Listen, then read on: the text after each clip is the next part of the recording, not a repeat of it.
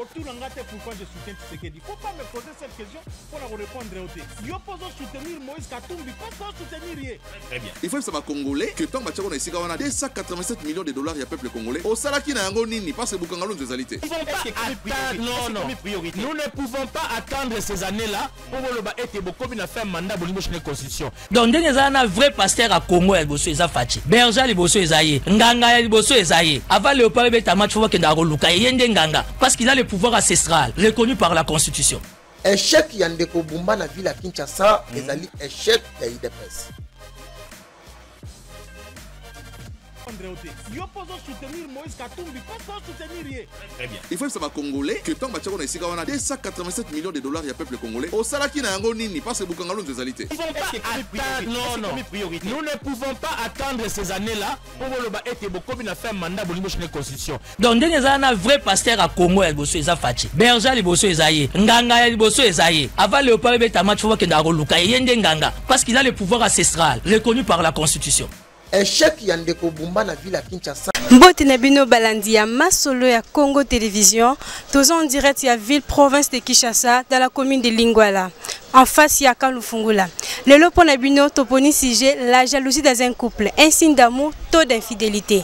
Le fait que papa to maman a contrôlé quoi à tout moment. Et ça signe ya bolingo taux d'infidélité. Toza a poto za ba vie à population, restez connectés. Bonjour papa. Bonjour. Bon petit biso kombo nao. Kombo nanga Polo Lohanga. Papa Polo. Oui. Papa Polo, le tolo bela sujet jalousie dans un couple, un signe d'amour ou d'infidélité. Vous avez ce point de vue par rapport à sujet wana? Eza na cadre bolingo so moi ça zo sale lozo eza bolingo. Eza bolingo. Et pour nanga eza bolingo. Pardon. Bon, et ça parmi les signes et marqueurs que moi ça linga. Pour ceux qui moi ça zolinga, ote jamais ça les lozo. Attention qui moi ça compliqué pour nous ezaka bolingo. Merci papa Polo. Bonjour papa. Bonjour. On peut se biso kombo na. Kombo na ngai babenga nga na kombo ya Messi Akale Okoma Pirovan. Monsieur Pirovan. Monsieur Pirovan, le tolo bela sujet la jalousie dans un couple, un signe d'amour ou d'infidélité. Donc on point de vue par rapport à sujet na. Ouais, jalousie na kati ya bolingo normalement pour na biso na culture na biso ba africain ba noir. Jalousie na kati ya bolingo eza signe ya bolingo. Eza signe ya infidélité tepo. Normalement moi si soka sela ka mobali zuwa donc ayebi ke no mobalo na linga ye mutema na ngeza ke pa na ye nda sela ka yezuwa. Tampona le fait que moi si asala ka zuwa makasi alandaka ba téléphone a contrôler ba téléphone na yo ezaka bolingo. Normalement eza na basi o ba na maturité na basi o ba na maturité te. Moi si o azana maturité quel que soit que non azana bolingo ebele pour téléphone ebi que non téléphone ezaka vie privée à mutu. Et cause on a pas mibali misusu bazalaka asalaka musala ba faire na union ezaka na téléphone. Moi si ana ba biloko mususu akoki komona te pesa na ba biloko akoki komona. Comme téléphone normalement moi si ezaka na maturité akoki jamais ko simba téléphone na mobali na yo ayebi que non asalaka musala quel que soit degré à bolingo alinga mobali na ye. Merci beaucoup. Merci papa. Bonjour mamie. Pendant quoi il va combo non? Comment on a papa Rémi? Papa Rémi, biso lelo tolo bela sujet sur la jalousie dans un couple, un signe d'amour ou d'infidélité. Le fait que moi si moi pas contrôler la téléphone mobile na bango ce que tu selon ba critère ana un signe d'amour ou d'infidélité. Bon, jalousie est que c'est. Il y a aussi la jalousie mal placée. Ndeko mi mabe. Jalousie ça mabe te. Au milieu ba que non naza aimé ou pas, il faut jalouser ça. Pour ceux qui jalousaient, c'était vraiment un signe d'amour. Mais comme Mabé pour Nini, ceux qui contrôlent mon cona et l'eau comme toi salité, aussi l'ignorance ça. On se commis jalousie mal placée. Dans ce sens-là. Contrôler le téléphone, c'est-à-dire il n'y a pas la confiance. Aux monde. Ce que vous avez confiance dans mon balou bien à moi si na hote amour est à la société. Mais ngaso naza na moi si na ndako. Ou bien moi si naza na mobali na ndako. Ayebi mobali na. C'est pas tout ce qu'il fait, il sait que non. Tout d'abord mobali nanga ayebi nzambe. Moi si nanga ayebi nzambe.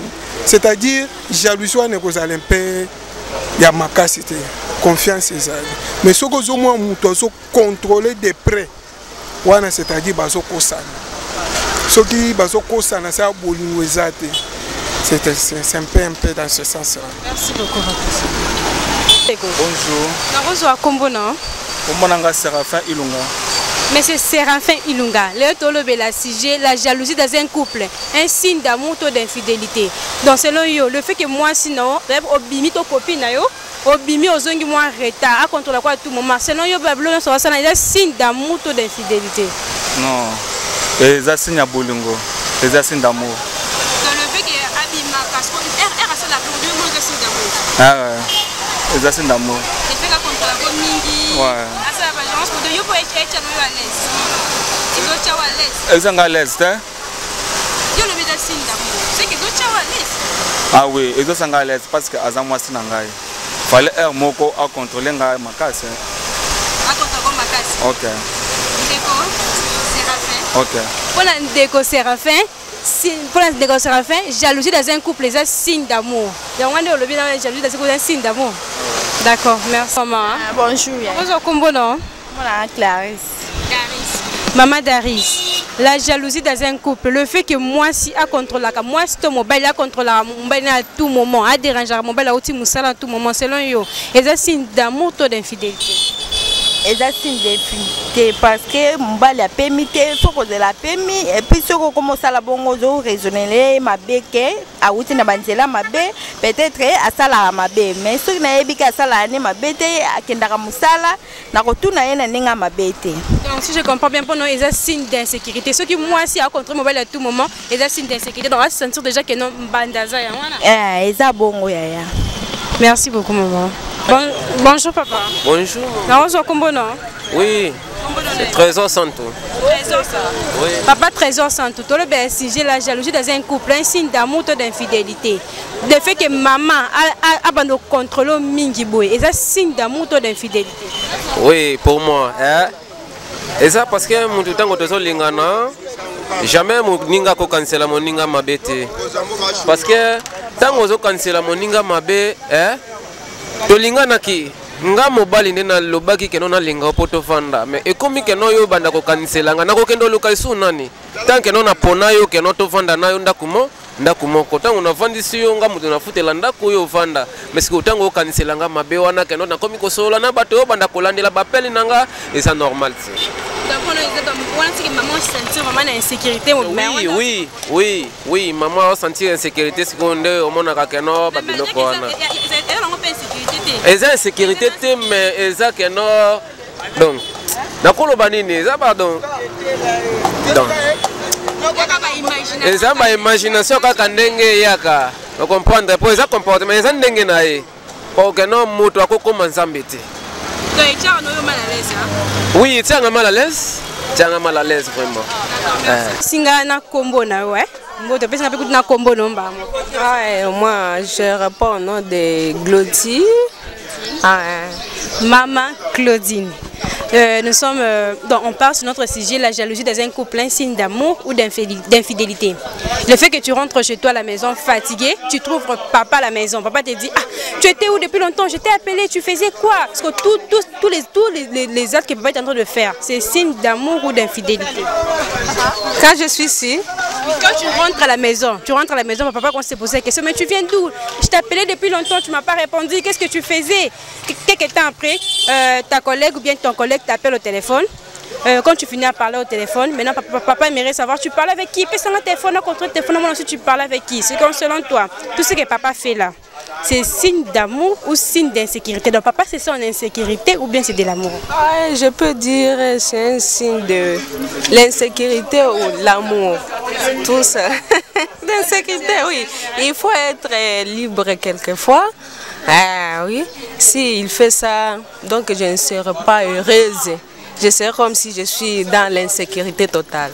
Donc toi tu aimes quand papa te surveille? Chacun papa te surveille à tout moment. Non, ça ne peut pas dépasser quand même. Oui. Là, donc, si je comprends bien, papa a le droit de te contrôler, mais pas en exagération. Ah ouais, oui. Ça ne peut pas exagérer comme ça. Il peut me contrôler, mais c'est un peu, mais il ne faut plus dépasser au-delà des limites quand même. Oui, donc on ne peut pas dépasser les limites, donc tu peux me contrôler mais pas dépasser les limites. Ouais. Mais si papa se sent par exemple à l'insécurité, qu'est-ce que toi tu peux faire pour remettre papa à la confiance? Parce que c'est faux, c'est des fois qu'ils se sentent à l'insécurité, des fois il faut te contrôler comme ça, donc ils sentent que non, il y a de l'insécurité. Maintenant qu'est-ce que vous faites pour essayer un peu de le remettre en confiance? Oui, je lui montre, je lui dis toute la vérité, ce que je faisais là. C'est la question de confiance seulement. Oui. Merci. Bonjour. Comment est Maman Godé? Maman Godé. Si j'ai un épisode du jour, la jalousie dans un couple, signe d'amour ou d'infidélité. Le fait que papa contrôle la comme mingi boy. Pour nous, papa va se sentir dans l'insécurité. Tout papa zola qui sa bolingo na. Eza signe ya bolingo. Eza signe ya bolingo ponzambe pazaka na jalousie. Yango wana pe mutu soka lingi yo te akolandelo te akokipe yo te. Donc attention que on contrôler ba téléphone et parce que non doit partir le lobby mais sauter pour na mona zonga ba retard boy donc yo soka la bolingo soka saka bolingo. Eza bolingo mais eza mal placé. Bolingo ya so les faux ana na confiance na mutu. Ya mibale eza ke mutu soka lingi mutu fuachela ezua. Ponzambe pe azanzamba zuwa. Nde loko wana esalaka bongo. So papa zo kipe te yo moko komisanti kama la l'aise ndeni papa zo changa kate ndeni boyeboya komi na engagement mususu mais ka wana ezana ndenga normal ezana ndenga mabete ezana vraiment jalousie mal placée te faut conscience et ça le ba bien que eloko nazoloba moi si aza esclave te poko kolandele lokwa mona mukete soka lobi ke asala likambo te oza okusala mais soka za na confiance no aza na bolingo no akusala ngote. Alors, si papa a bon, est-ce qu'il peut faire ça? Na kosala te yango na lobi kaka ke soki bolingo eza confiance eza biloko ekoya te mais ba jalousie mal placée nde obato baza na conscience te pourquoi comme na niveau kosala bongo. Merci Marie. Merci. Bozaya qui n'a biso bolandi ba vie à population concernant sujet jalousie d'amour, un signe d'amour ou d'infidélité. Tout le monde qui ba maman musu balobi que ça signe d'amour parce que bolingo MOP et bongaka na contrôle. Donc bolingo moi bongana contrôle mais contrôle les andé excessivité. Mais pour les loto suki awa rester avec nous prochainement pour notre micro baladeur. Pourquoi je soutiens Tshisekedi? Faut pas me poser cette question pour répondre au thé. Yo poso soutenir Moïse Katumbi, pas soutenir. Très bien. Il faut savoir congolais que tant que on a ici on a 287 millions de dollars ya peuple congolais. Au salaki na yango nini parce que bukangalo nzezalité.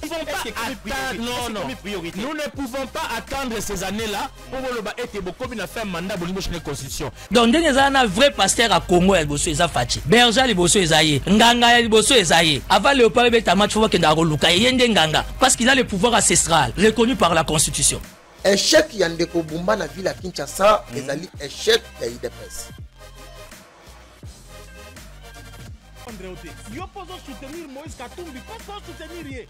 Il faut savoir congolais que tant que on a ici on a 287 millions de dollars ya peuple congolais. Au salaki na yango nini parce que bukangalo nzezalité. Non. Nous ne pouvons pas attendre ces années-là pour le été beaucoup na faire mandat bolingo chez constitution. Donc ndenge za na vrai pasteur à Congo ya boso eza fachi. Berger liboso ezaye, nganga ya liboso ezaye. Avant le parler beta match faut que ndako luka yende nganga parce qu'il a le pouvoir ancestral reconnu par la constitution. Échec yandeko Bumba na ville à Kinshasa, ezali échec ya IDPS.